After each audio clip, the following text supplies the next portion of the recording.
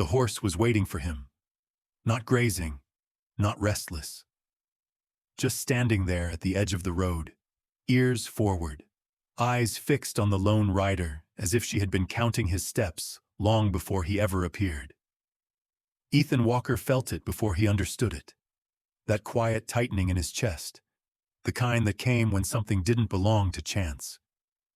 He slowed his horse without thinking, dust settling around the hooves, the valley stretching wide and empty on all sides. This place was supposed to be nothing, a forgotten bend of land between hills, a place to pass through and leave behind. Yet the mare did not move. She watched him with a patience that felt older than the road beneath them. She was a chestnut, clean despite the dust, with a white mark on her brow shaped like a crooked star. No saddle, no rope, no brand that Ethan could see from where he sat.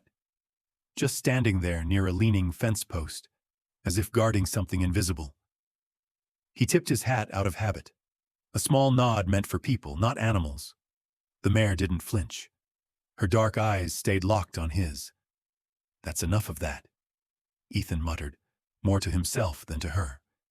He urged his horse forward. As he passed, the mare turned her head slowly, tracking him until he was nearly beyond her sight. The feeling followed him like a shadow. He told himself it was nothing.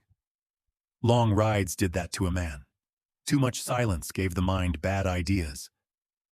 The farm came into view a short distance ahead. Weathered boards, a low house set back from the road, fields half-tended but not abandoned. Smoke drifted from a narrow chimney. Someone lived here. That alone was reason enough to stop. Ethan had learned not to trust places that looked empty but weren't. He dismounted near the gate and rested a hand on the fence. Before he could call out, the front door opened. The woman who stepped onto the porch moved with care, like someone used to doing everything alone. She was not young, but not worn down either. Her hair was pulled back tight, her dress plain and clean. Her eyes, though, carried something heavier than caution. "You're a long way from anywhere," she said. "So are you," Ethan replied. She studied him in silence, taking in the road dust, the tired horse, the look of a man who didn't plan to stay, but didn't know where else to go. "My name's Ethan Walker," he said. "Didn't mean to intrude, just passing through." The woman nodded once. "Most folks are." Her gaze shifted past him, toward the road behind, toward the place where the mare still stood, barely visible through the shimmer of heat. "You see her?" the woman asked. "The horse?" Ethan said. "Hard not to." Her mouth tightened. "Then listen to me carefully. You don't go near her." That caught him off guard. "She yours?" "Yes," she said, after a pause that lingered too long. "And no." Ethan waited. The wind stirred the grass. Somewhere a board creaked. "I'm Maggie Hale," she continued. "This is my farm. You can water your horse and move on, but you stay away from Belle." "Belle," Ethan repeated. The name seemed to hang in the air between them. "I wasn't planning on bothering her," he said. "Just thought it was strange the way she was standing." "Everything about that horse is strange," Maggie said quietly. Her eyes met his then, sharp and searching, as if she were deciding how much truth a stranger deserved. Ethan recognized that look. He had worn it himself once, or maybe he still did. "I don't believe in strange," he said. "Just things we don't understand yet." Maggie let out a breath that might have been a laugh, but held no humor. "That's what my husband used to say." Ethan felt the shift immediately, a name unspoken, a weight settling. "I'm sorry," he said. "So am I," she replied. For a moment, neither of them spoke. Then Maggie stepped aside and nodded toward the water pump.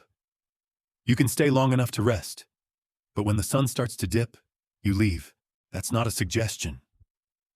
Ethan looked past her again, toward the mare by the road. Belle hadn't moved, still watching, still waiting. Something told him this valley wasn't finished with him yet, and something else, something quieter and more dangerous, whispered that leaving now would be the easier choice. He stayed anyway. Morning came quietly to the farm, the kind of morning that felt careful, as if the land itself was listening. A pale light crept over the fields, touching the roof of the house and the empty corral, before settling on the grass like a held breath. Ethan had slept in the small room Maggie offered, but rest had not come easy.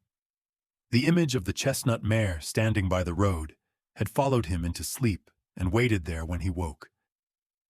He stepped outside just after sunrise. The air was cool, clean, and still. Maggie was already awake, working near the pump with slow, steady movements. She looked tired, not from labor, but from carrying something that never seemed to lighten. "You sleep at all?" she asked without turning. "Enough," Ethan said. She nodded, as if that answer fit what she expected. For a while they worked without speaking. The sound of water filling a bucket seemed louder than it should have been. From the far side of the fence, Belle stood alone, her head lowered now, her tail still. "She don't usually come that close in the morning," Maggie said quietly. Ethan followed her gaze. "You said she was strange." Maggie set the bucket down and wiped her hands on her apron. "She used to belong to my husband, Samuel." The name landed heavier than it should have. Ethan felt it settle in his chest, though he had never met the man. "He raised her from a colt," Maggie went on. "Talked to her like she was a person. Said she understood more than folks gave her credit for." "And after he died?" Ethan asked. Maggie hesitated. "After he died, she started waiting." "For what?" "For him," Maggie said. "For help, for something he never came back to finish." Ethan frowned. "You mean she waits by the road?" "Every day," Maggie said, "right before the sun goes down." He didn't respond. Part of him wanted to brush it aside, tell himself grief could make patterns where none existed. Another part, the part that had followed him through too many miles and too many nights, stayed quiet and listened. They ate breakfast inside, the house simple but clean. A single photograph rested on the shelf above the table. Ethan noticed it without asking. A man stood beside Belle, one hand on her neck, his face open and calm. He looked like someone who had believed things would turn out right in the end. Maggie followed Ethan's eyes. "That was taken a year before he died." "What happened to him?" Ethan asked. She sat down slowly. "They say he got mixed up in something he shouldn't have. Said he was involved in a robbery. Said he didn't come back from town because he knew the law would be waiting."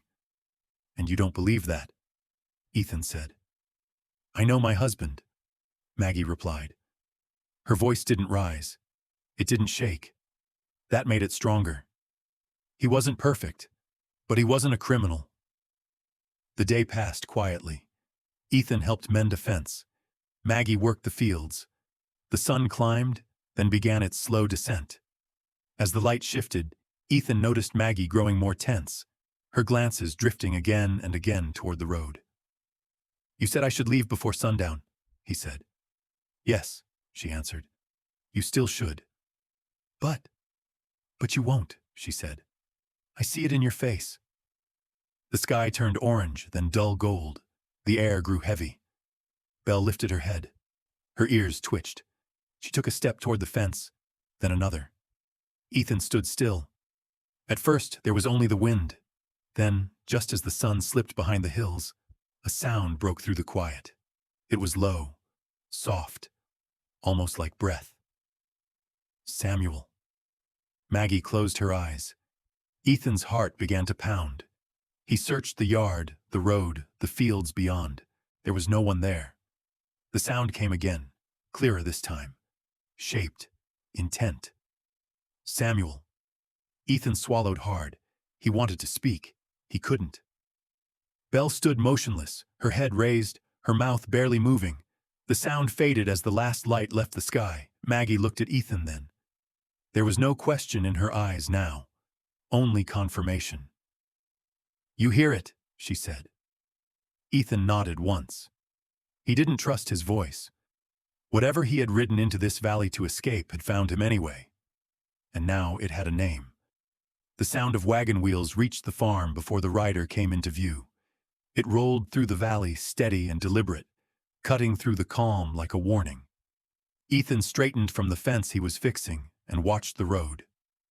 Maggie froze where she stood, one hand gripping the handle of a bucket, as if it were the only solid thing left in the world. A man in a brown coat guided the wagon to a stop near the gate. He climbed down slowly, careful with his movements, and adjusted his hat before looking around. His eyes were alert, polite, and sharp all at once. "Afternoon," he called. "Name's Robert Miles, deputy out of Carson Ridge." Maggie stepped forward before Ethan could speak. "What brings the law this far out?" Deputy Miles smiled, friendly and measured. "Questions mostly. Old ones that never got answered right." Ethan felt the air change. He had seen this before in other places. A calm voice, a casual tone, trouble dressed in manners. Miles glanced at Ethan. "Didn't expect company." "I'm just passing through," Ethan said. "That's so," Miles replied. "Funny thing about folks passing through, they tend to be around when answers surface." Maggie's jaw tightened. "You said you had questions." "Yes, ma'am," Miles said. "About a stagecoach robbery from a few years back. Money went missing. Names got mentioned. One of them was Samuel Hale." The name struck like a dropped plate. Maggie's breath caught. Ethan felt it too, that sudden pull backward, as if the past had reached out and grabbed hold. "My husband's been dead 2 years," Maggie said. "You're late." Miles nodded. "Late don't mean wrong." He walked a few steps closer, boots crunching on gravel. "Some folks say Samuel came into money right before he disappeared.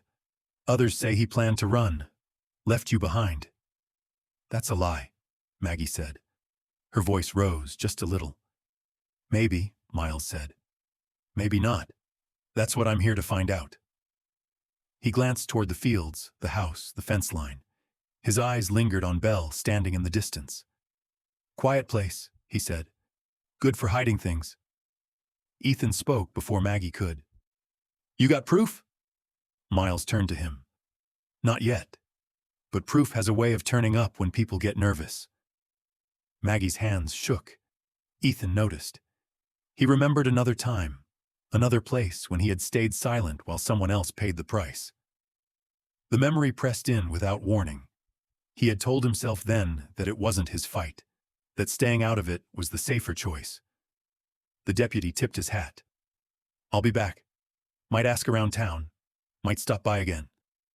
"When?" Maggie asked. Miles smiled again. "Soon enough."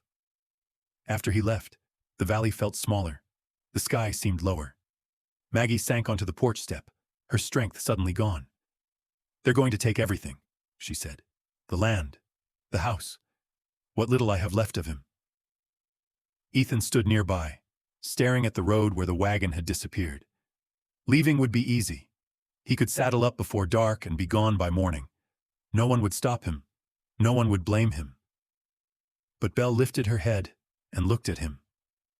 Ethan turned away. He walked toward the fence, gripping the wood until his knuckles went white. "I've seen this before," he said quietly. "Men digging up old stories because it's easier than finding new truth." Maggie looked up. "Then you know how it ends." He did. Too often, it ended with silence and regret. "That money," Ethan said. "The one they're talking about. You ever see it?" Maggie shook her head. "No, but Samuel used to say some mistakes don't stay buried." The words settled between them. Ethan made his choice then, though he didn't say it out loud. He could still leave. The road was right there. But if he did, the sound of that horse calling a dead man's name would follow him wherever he went.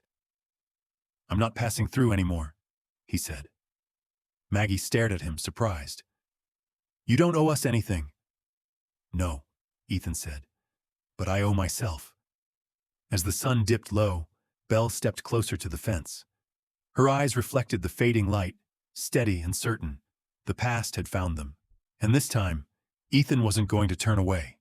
Night settled over the valley without ceremony, the kind of darkness that arrived slow and sure, as if it had always been there and simply waited its turn. Ethan stood near the corral, tightening a strap on his saddle that didn't need tightening. Maggie watched from the porch, her arms wrapped around herself, eyes fixed on Belle. The horse shifted her weight, then took a few steps away from the fence. She stopped and looked back at them. Not impatient, not afraid, expectant. "That's new?" Ethan said. Maggie nodded. "She's never done that before." Belle took another step, then another, moving toward the far edge of the field where the land dipped and the grass grew thin. She paused again, waiting. "You think she wants us to follow?" Ethan said. Maggie hesitated. "I think she's wanted that for a long time." They didn't speak after that. Ethan grabbed a lantern, Maggie pulled on her coat. Together they crossed the field, the grass whispering under their boots. Belle moved ahead of them, just far enough to lead, never far enough to lose sight. The grove of trees sat at the edge of the property, old cottonwoods with twisted trunks and low branches. The ground there was uneven, cut through by a dry creek bed that hadn't seen water in years. Belle stopped at the creek and lowered her head. Ethan raised the lantern. The light revealed disturbed earth near the base of one tree. Old, but not forgotten. Maggie's breath caught. "Samuel used to come out here." Ethan handed her the lantern and picked up a shovel leaning against the tree, half buried by weeds. He didn't ask how it got there. He already knew. The dirt gave way easier than he expected. Within minutes, the shovel struck something solid.